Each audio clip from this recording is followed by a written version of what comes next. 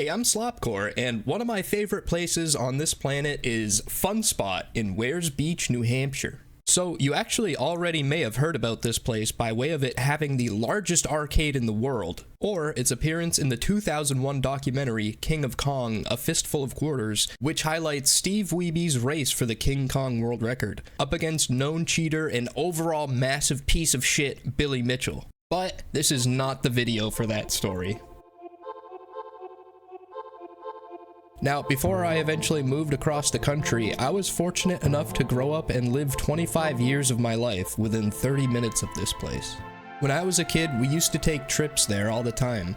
My family would go together a lot. Kids would have birthday parties there. I even remember one time going on a field trip there in like 2nd grade. On top of having the largest arcade in the world, it had all the Chuck E. Cheese type games like skee-ball and air hockey and those racing cabinets and mini golf. I mean, this place was like a dream for a kid in the 90s. We'd get there and I'd play a few games of skee-ball with my mother and brother, wait in line for a round at the Arctic Thunder cabinet, play the shooty zombie game, but eventually, without fail, I'd end up trailing off on my own, upstairs, to the dark rows of arcade cabinets, cascading in endless rows over little 3-foot-tall me, with their overstimulating lights and dings and joysticks and switches, where I would find my little noob stool, and I would spend the remaining hours of our day, until my mother would pry me from the machines with promises of ice cream on the way home. Now, as so many years have passed and video games have come so far in design and technology, I consider myself fortunate to live during this period of humankind, when new games are such monumental realities. Entire universes and entire lives built with such rich visuals and immersion by teams of hundreds, even thousands of people. I never could have imagined the magnitude of what has become of something which, for me and so many others, started as this.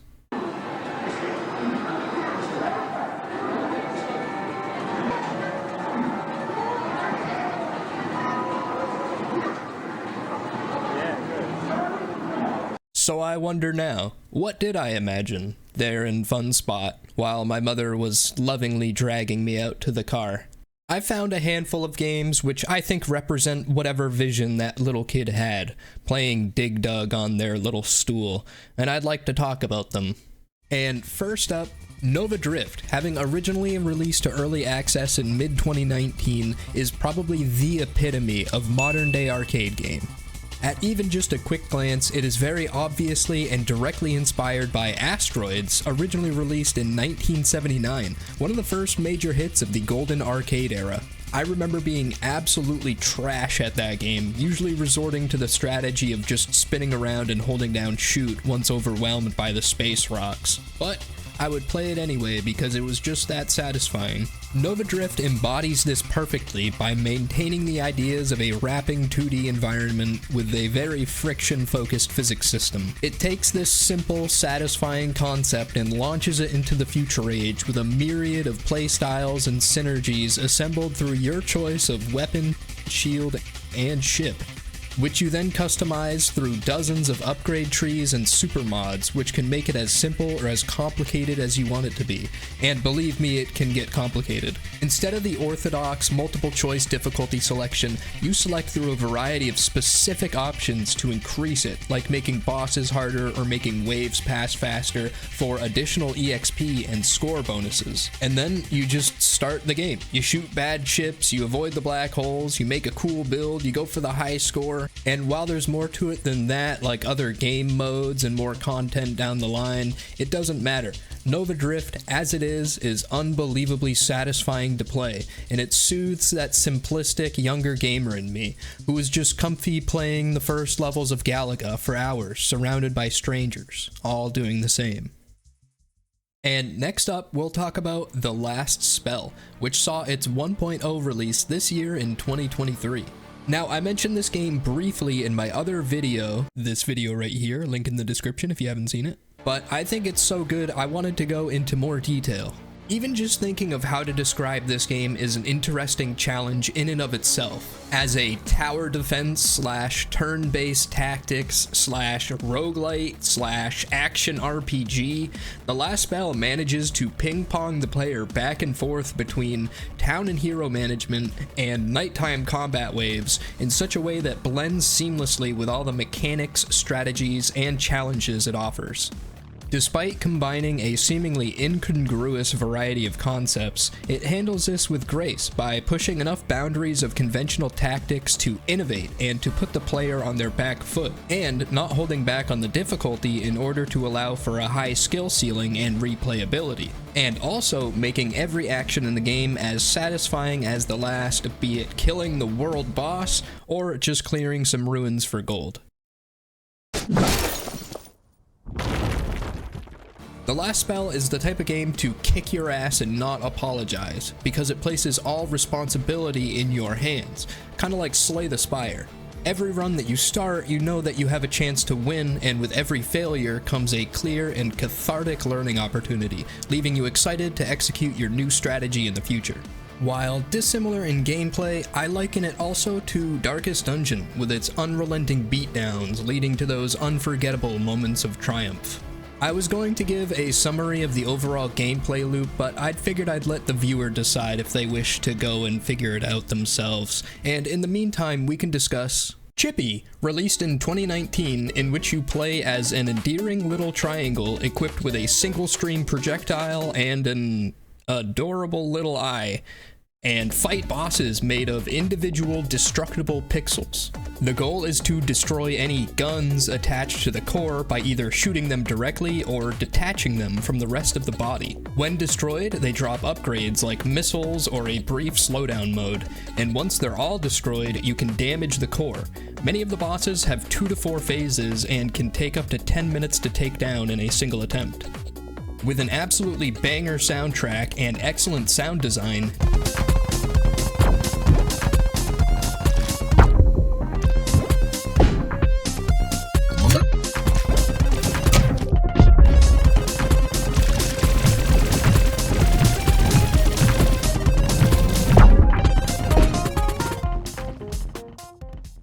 tearing these big baddies down piece by piece or chunk by chunk by itself is pure monkey gamer brain happiness. But with that being said, Chippy is also unbelievably difficult. A lot of its bosses have taken hours of my life for just a 5-minute clear, but I'm still proud of every single one I've beat. But if you're just looking to chill, Chippy also offers an easier difficulty mode where, first of all, he wears a pink bow tie, and second of all, the bosses are entirely reworked, rather than just having their damage decreased and yours increased or some other form of arbitrary adjustment akin to conventional difficulty options. And additionally, another game mode receives the same treatment in the opposite direction for those seeking a challenge. And it is a fucking challenge. I haven't even beaten the first boss. You can tell how hard it is by how shook Chippy looks. The final boss sits waiting for me deep into that mode. I've never even seen a video of it and probably will never reach it in my entire life, but maybe I will. And I think it's beautiful that there's still levels out there so difficult only a handful of people on this world have seen past them, just like that open frontier of breaking the high score on your local machine.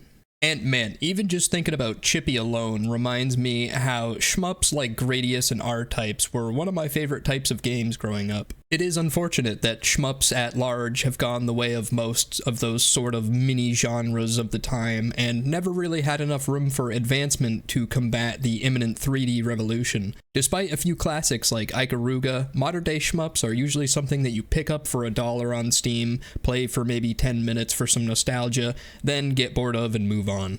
Okay, so this is Slop editing the video, and I'm noticing that there are basically 0 actual shoot-em-ups in the Steam shmup category.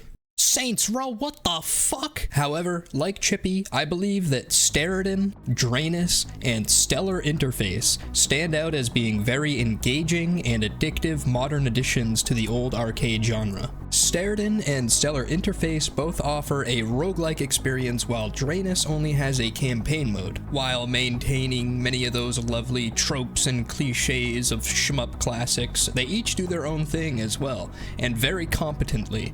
Stellar Interface had me grinding runs, trying to complete all the challenges and unlock everything. Sterden had me trying to 100% all the achievements, as well as find all the obscure little secrets that the achievements hinted at and that I saw people talking about online. And Draenus actually had me captivated by that not fully cringe story, and also fully hooked on the mechanics and level design. But if we're gonna talk about stories, then we have to talk about CrossCode. What a perfect example of a game which does pretty much everything right. Between the story, dialogue, character development, dungeons and level design, mission design, the overall combat and enemy design, the bosses, the atmosphere, music and sound design, the gorgeous range of pixel art, the puzzles, the exploration, I could just go on and on. This video game is like the bloody result of a goddamn exhibition match between all the involved production teams and developers.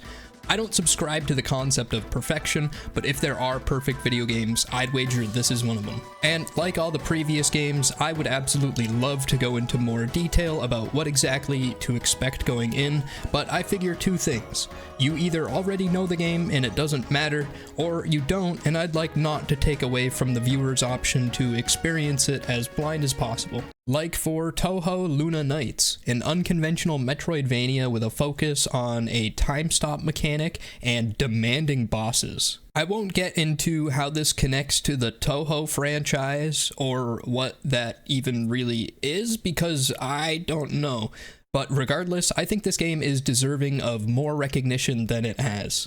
Ignoring all the cringe dialogue and instead engaging with the combat and incentivization to get close to the enemies and projectiles will lead to some incredibly intense moments, and while I've only spent about 10 hours total on a single playthrough, this game stands out to me as being among the more interesting gaming experiences that I've ever had.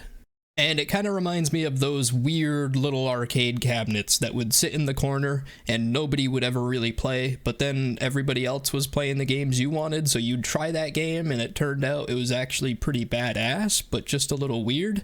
And I think it's these type of games that can last with you. Having your expectations subverted to discover something that is abnormal and interesting, while maybe not something outstanding, leads to an experience more satisfying than discovering a game that you know is good and that you know you would have liked. As I get older, I've learned to appreciate that games don't have to be about exactly what you like or want. When I was a kid, I was cool playing games I hated because it was just about being there and playing them, enjoying the process.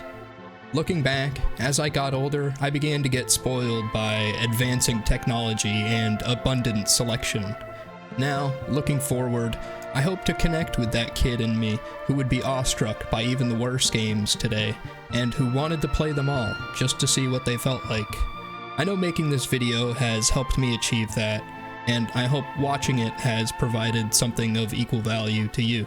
Even if just to convince you of another moment, to let your inner child press the button which makes the red plumber jump. And who knows? Maybe he won't come down this time.